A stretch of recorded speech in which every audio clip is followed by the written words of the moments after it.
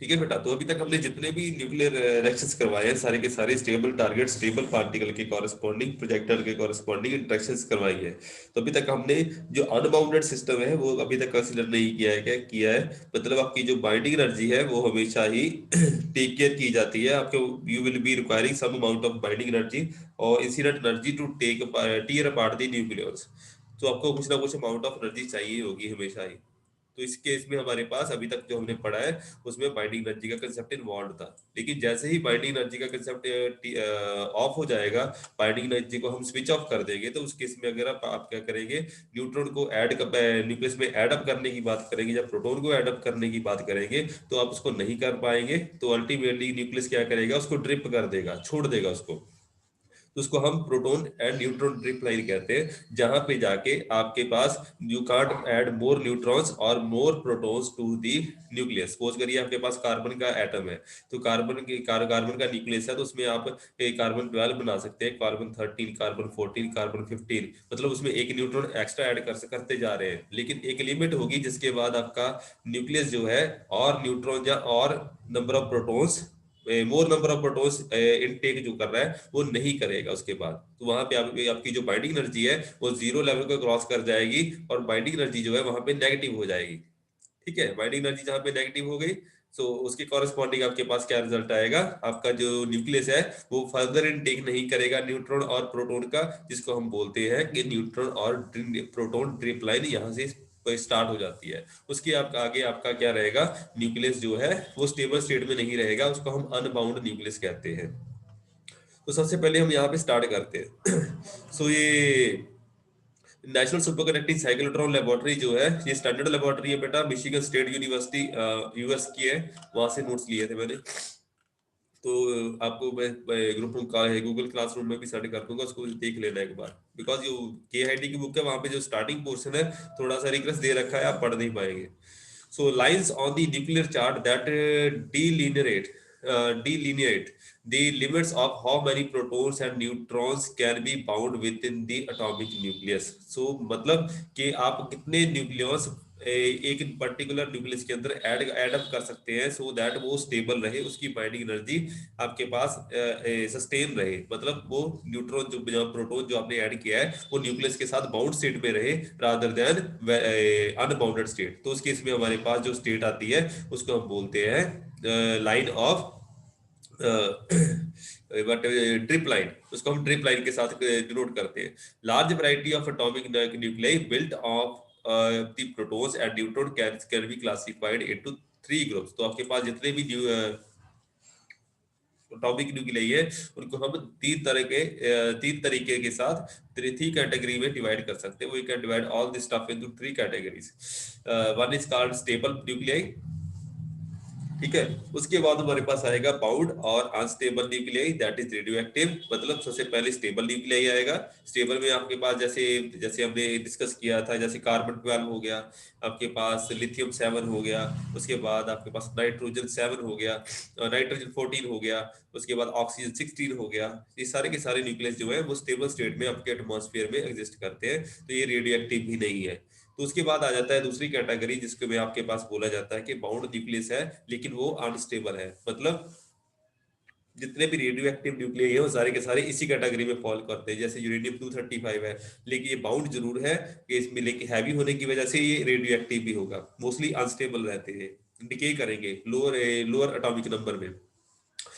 And तीसरा आ जाता है बेटा अनबाउंड न्यूक्लियाई। अनबाउंड न्यूक्लियाई वो होते हैं जिसमें आपके पास बाइंडिंग एनर्जी नेगेटिव हो जाती है, मतलब आपको उसमें न्यूट्रॉन एंड प्रोटॉन उसमें ऐड नहीं कर सकते। तो these are called unbound nuclei. आपके पास जो जैसे बाउंड स्टेट होती है, बाउंड स्टेट के लिए आपके पास कूलम इंटरेक्शन होती है, कूलम बैरियर होता है, उसके बाद आपके पास जो अपने लेवल जो कूलम पोटेंशियल होता है उसकी जो थ्रेश होल्ड है जीरो वाली वो वहाँ पे क्रॉस हो जाती है। आपके पास जो शेल मॉडल लेवल्स है वो आपके पास पहले आपके पास बाउंड स्टेट के कॉरेस्पॉन्डिंग आते थे, अब आपके पास अनबाउंडेड स्टेट रहेगी, एंड जिसके कॉरेस्पॉन्डिंग आपका जो बैलेंस न्यूक्लियर होगा, जो जिसको आप न्यूट्रॉन या प्रोटॉन आप ऐड अप करोगे, वो बाउंड स्टेट में नहीं घूमेगा। That will be having some different character as compare to the shell model scheme. वहां पे आपके जो शेल मॉडल स्ट्रक्चर है वो ब्रेक डाउन कर जाएगी, वहां पे ये नहीं चलेगा काम। So any combination of protons or neutrons will fall into one of these three groups. तो ये या तो आपका न्यूक्लियस स्टेबल होगा, या फिर बाउंड होगा लेकिन अनस्टेबल, या फिर अनबाउंड न्यूक्लियस होगा। इन तीनों में से एक न्यूक्लियस आपके पास होगा ही होगा, चाहे आप कोई भी न्यूक्लियस ले लीजिए। ऑलमोस्ट 7000 न्यूक्लियाई अभी तक इन्होंने स्टडी किए हुए हैं। तो आपका पीरियोडिक टेबल छोटा है, लेकिन आपका जो न्यूक्लियस का पीरियोडिक टेबल है, जो न्यूक्लियोनिक पीरियोडिक टेबल है, जो उसमें ऑलमोस्ट 7000 तक आपके पास जो न्यूक्लियाई अवेलेबल है, जिनकी स्टडी अब तक की जा चुकी है।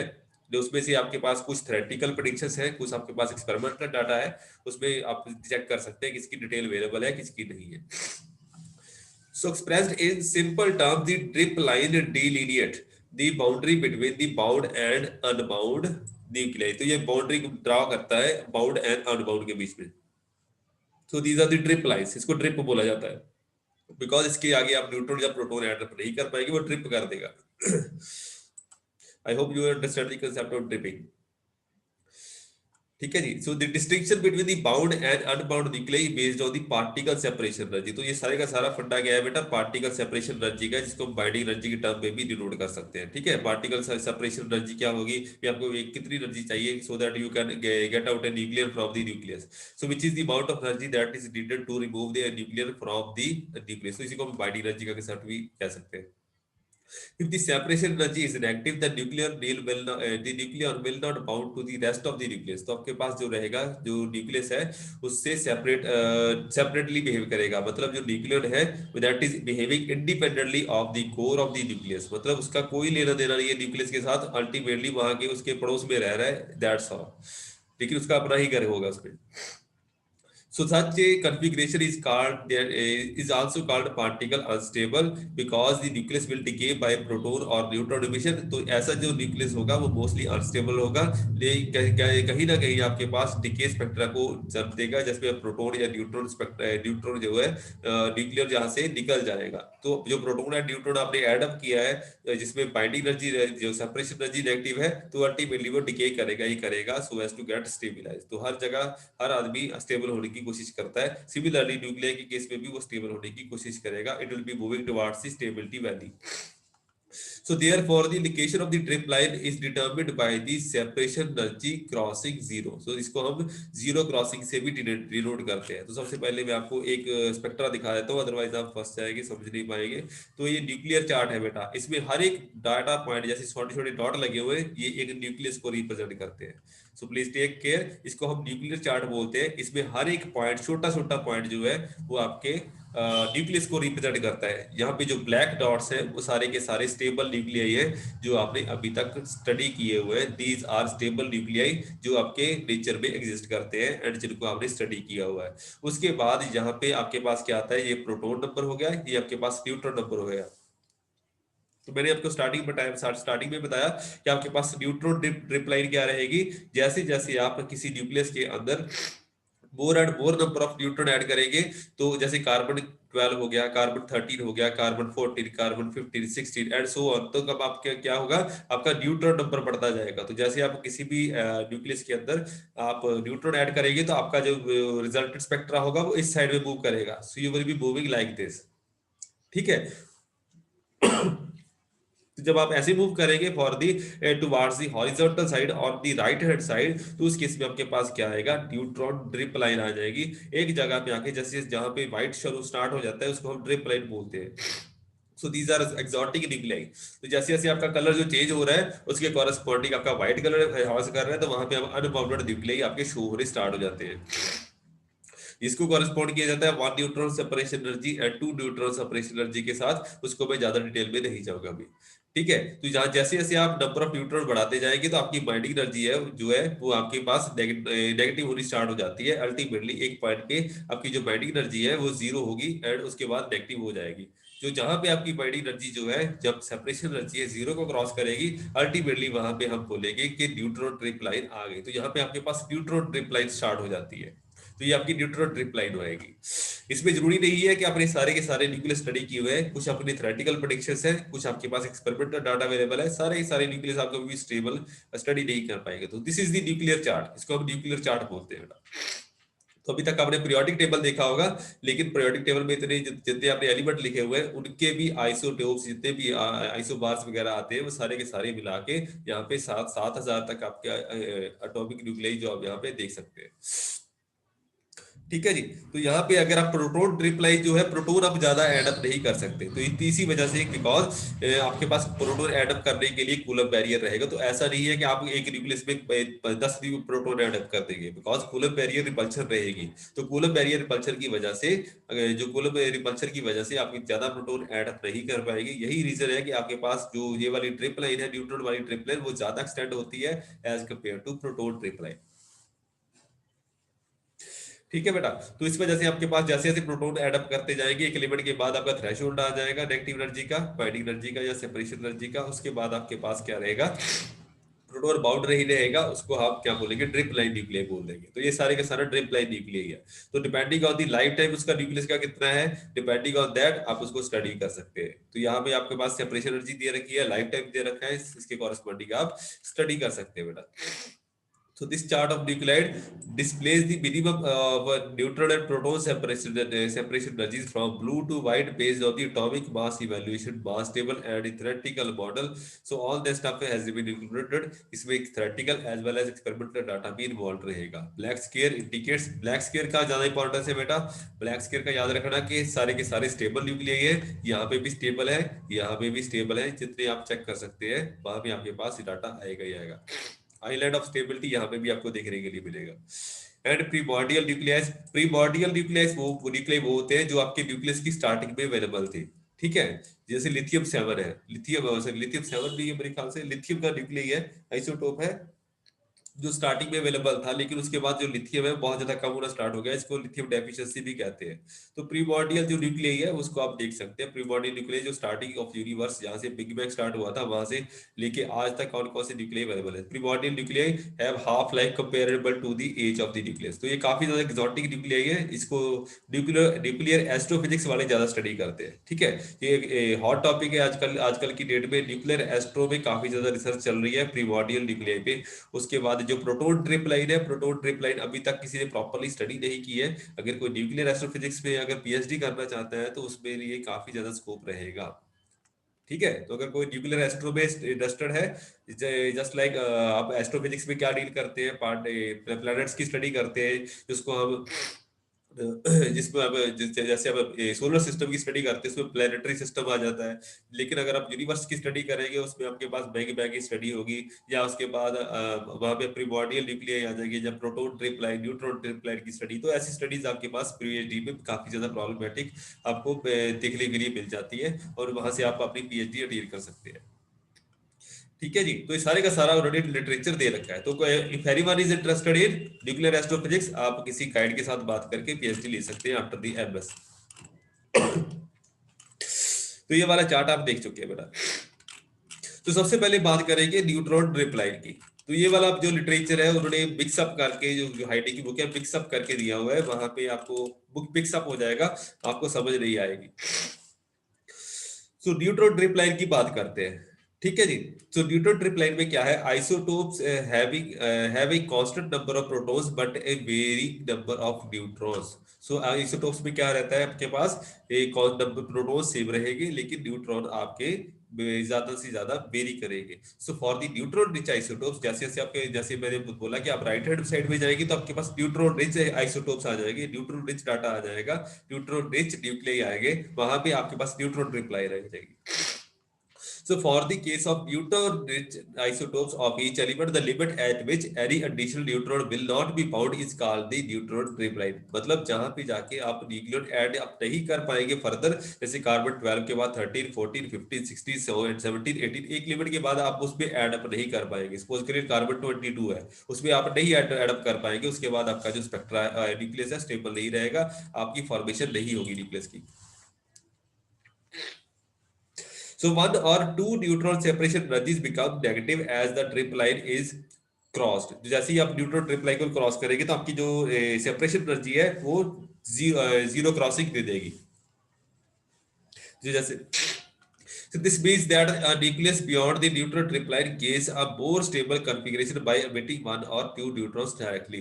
तो जैसे ही आप न्यूट्रॉन ट्रिपलाइन को क्रॉस करेंगे तो न्यूक्लियस अनस्टेबल हो जाएगा, तो वैसे ही हम क्या करेगा, वो प्रेफर करेगा वो न्यूट्रॉन को एमिट करे, चाहे एक न्यूट्रॉन चाहे दो न्यूट्रॉन, डिपेंडिंग ऑन आपने कितने न्यूट्रॉन ऐड करने की कोशिश की है। ठीक है जी। उसका एक हाफ लाइफ होगा, हाफ लाइफ के कॉरस्पॉन्डिंग वो एक न्यूट्रॉन या दो न्यूट्रॉन एमिट कर देगा, depending on the circumstances. So location of the neutron tripline coincides with the limit of the existence of the nucleus, meaning that the nuclei beyond the neutron tripline decay with the time scale of the order of 10 raised to the minus 22 second. तो जैसे ही आप nuclear को add up करने की बात करेंगे, immediately वो nucleus छोड़ देगा। तो इसमें जो टाइम स्केल है वो स्ट्रॉन्ग इंटरेक्शन के टाइम स्केल के बराबर रहेगा। इस चीज को ध्यान रखिए, 10 raised to the minus 22 second जो है वो स्ट्रॉन्ग इंटरेक्शन का टाइम स्केल है।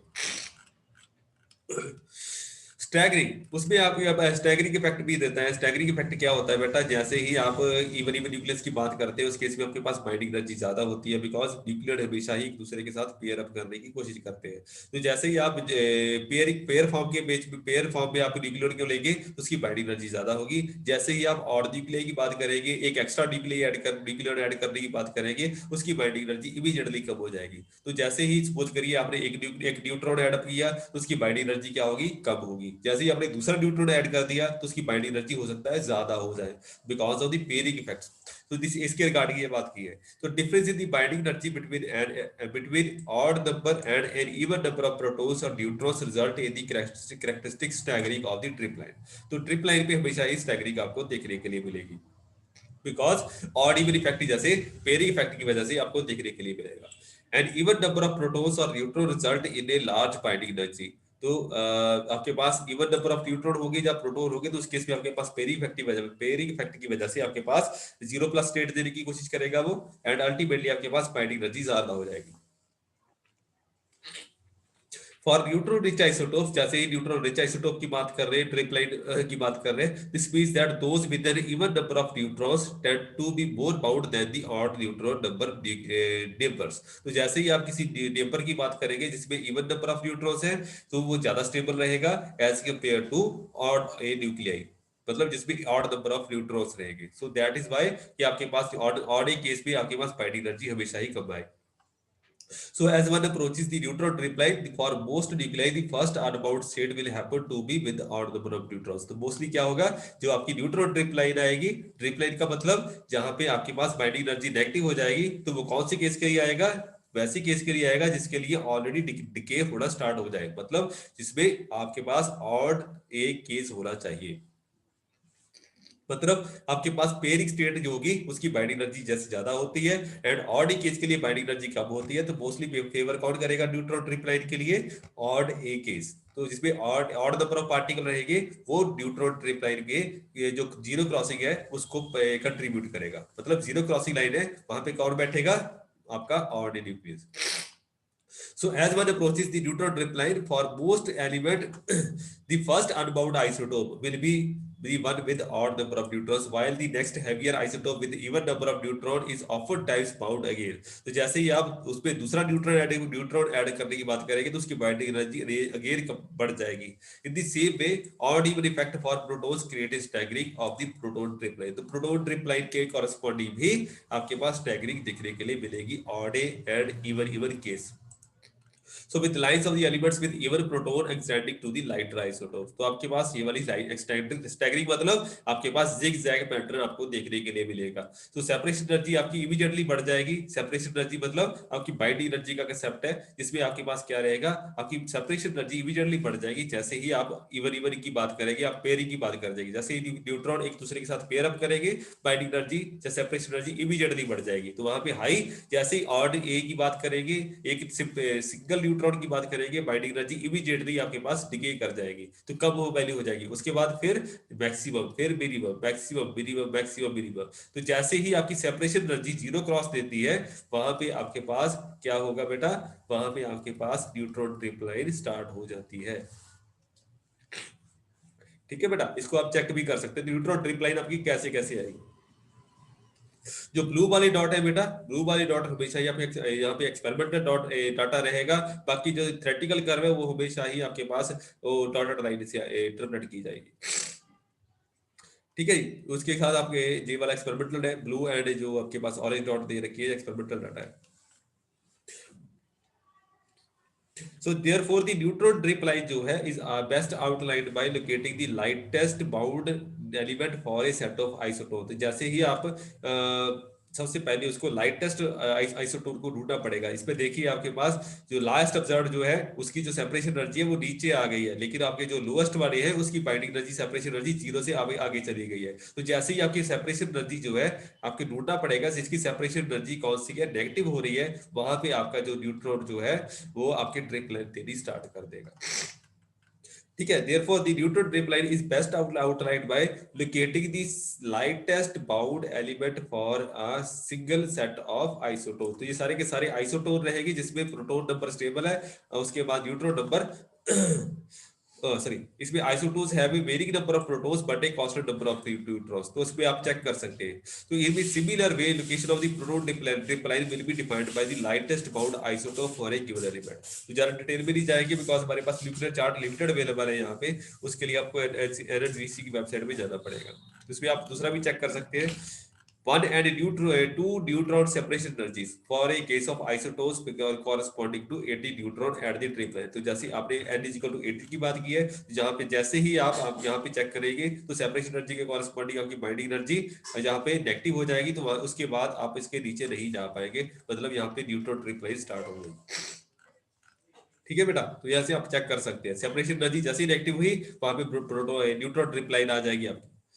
ठीक है, separation energies are calculated from the atomic mass. तो उसके बाद प्रोटॉन ड्रिप लाइन भी यही सिमिलर सा ही है, लेकिन प्रोटॉन ड्रिप लाइन जो है उसमें एक अलग सा फंडा एडअप हो जाता है, जिसमें हम बोलते हैं कि प्रोटॉन जो है होता है वो चार्ज पार्टिकल है rather than neutron. Neutron neutral है, इसकी वजह से उसकी जो एमिशन है फ्रॉम द न्यूक्लियस उसको हिंडर नहीं किया जा सकता जल्दी, लेकिन जो प्रोटॉन है उसको कूलम्ब बैरियर फेस करना पड़ता है। इसी वजह से प्रोटॉन का एमिशन जो है फ्रॉम द न्यूक्लियस वो हमेशा ही हिंडर्ड रहता है। सो इसी वजह से जो प्रोटॉन ड्रिप लाइन है वो थोड़ी सी लेट आती है। So proton drip line is not an easy thing to found as the neutron drip line। तो इसको लोकेट करना भी बहुत मुश्किल है, जैसे मैंने पहले बताया। So using an equivalent definition as for the case of neutron drip line, the proton drip line is located where the proton separation energy crosses the zero value। जैसे ही आप जीरो क्रॉसिंग को आगे जाएंगे, नेगेटिव एनर्जी की corresponding जाएंगे, तो आपकी trip line start हो जाएगी।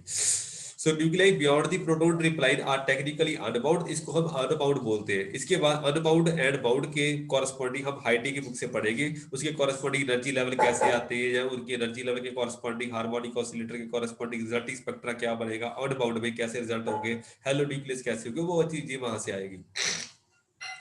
And can therefore decay by the proton emission. तो ये प्रोटॉन के एमिशन के साथ इसको स्टेबलाइज करने की कोशिश करेगा। हाउएवर इसमें प्रॉब्लम क्या है, many nuclei especially for the elements of the medium mass and above do exist beyond the proton triple line as a result of the proton charge। तो मैंने पहले ही बताया कि आप जैसे एक्सपेक्ट करते हैं कि न्यूट्रॉन के कॉरस्पॉन्डिंग आपके पास प्रोटॉन न्यूट्रॉन ट्रिप लाइन आएगी, लेकिन यहाँ पे ट्रिप लाइन का थोड़ा सा फर्क रहेगा, बिकॉज आपको न्यूक्लियर प्रोटॉन को न्यूक्लियस के बाहर निकलने के लिए हिंड्रेंस रहेगी, कूलम्ब बैरियर रहेगा, जिसकी वजह से जो प्रोटॉन एमिशन है वो हमेशा ही डिले हो जाता है, जिसकी वजह से हमारे पास जो प्रोटॉन ट्रिप लाइन है वो थोड़ी सी लेट आएगी। So for the case of unbound proton to be emitted, they have to tunnel through the Coulomb barrier, which is holding the protons in the nucleus, leading to half lives of the order of several milliseconds up to seconds। तो आपके पास यहाँ पे proton emission हमेशा ही delay होगा। तो यहाँ पे आपके पास दे रखा है कि ट्रिपल स्टार्ट होगी बेटा, जहाँ पे ट्रिपल स्टार्ट हो जाएगी, ये क्या करेगा, beta positive proton positron emission के साथ डिके कर जाएगा। तो सारे के सारे यहाँ पे इसके बाद क्या करेंगे, जैसे ही सेपरेशन एनर्जी नेगेटिव हुई आपके साथ यहाँ पे अल्टीमेटली वो डिके करना स्टार्ट कर देगा। तो ये डिके आपका यहाँ पे दिखेगा।